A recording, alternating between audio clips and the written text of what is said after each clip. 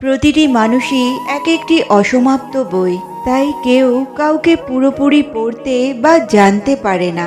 যেই আগুন আমাদের উষ্ণতা দেয়, সেই আগুনই আমাদের জ্বালিয়ে ছারখার করে দিতে পারে। তাই বলে দোষটা কিন্তু আগুনের নয়।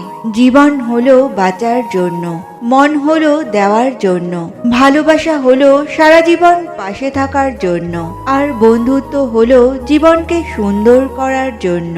জীবনে চলার পথে একবার পেছনের দিকে তাকিয়ে অতীতে করা ভুলগুলোকে দেখে নিতে হয়, যাতে আগামীতে একই ভুল না হয়।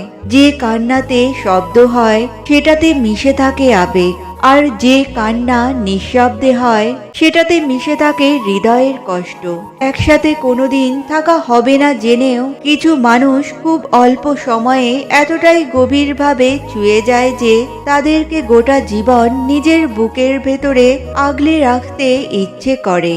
সম্পর্ক শেষ পর্যন্ত টিকিয়ে রাখতে যে কাজটি অবশ্যই করতে হবে তা হলো সময়, সময় এবং সময়। প্রিয় মানুষটিকে আগলে রাখার ক্ষেত্রে সময় দেওয়ার কোনো বিকল্প নেই। প্রিয় মানুষটির সাথে দিনে অন্তত একবার হলেও কথা বলা গুরুত্বপূর্ণ, এমনকি 5 মিনিটের জন্য হলেও।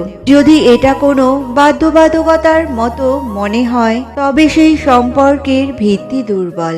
কারণ ভালোবাসা থাকলে মনের মানুষের সাথে দিনে অন্তত একবার কথা বলতে চাওয়াটা খুব স্বাভাবিক। এই সংসারে জয়লাভের জন্য, সাফল্য লাভের জন্য শক্তি, ধৈর্য, সাহস, পরিবার, মিত্রদের সঙ্গ এইসব ছাড়া আপনি কি জানেন আর কি আছে যা অত্যন্ত প্রয়োজনীয়? সেটা হলো বিশ্বাস। সত্যি কথা বলতে এই বিশ্বাস অত্যন্ত অমূল্য, কিন্তু এটা দুদিক খোলা তলোয়ারের মতো।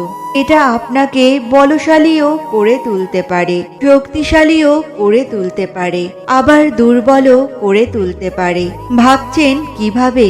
ধরুন, যদি আপনি শুধুমাত্র অন্যের ওপরে বিশ্বাস করেন যে ওনারা সবাই আপনাকে যে কোনো পরিস্থিতিতে সামলে নেবেন, আর শুধুমাত্র অন্যের ওপরে বিশ্বাসের ভিত্তিতে আপনি নিজের জীবনের সব রকম কর্ম করতে থাকেন, তাহলে আপনি দুর্বল হয়ে উঠবেন। কিন্তু এই বিশ্বাস যদি আপনি নিজের ওপরে রাখেন যে যাই হয়ে যাক না কেন আমি নিজেকে ঠিক সামলে নেব, সব বিপদের সম্মুখীন আমি নিজে হব, আমি আমার পথ বানিয়ে নেব এবং জীবনে সামনে এগোতে থাকব, তাহলে এই বিশ্বাস আপনাকে শক্তিশালী করবে। তাই এবার সিদ্ধান্ত আপনার যে আপনি কি চান।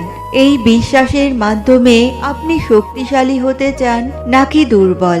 সিদ্ধান্ত শুধুই আপনার। মানুষ সবসময় ভাগ্যের কাছে হারে না, কখনো কখনো প্রিয়জনের অবহেলা আর অবিশ্বাসের কাছেও হেরে যায়।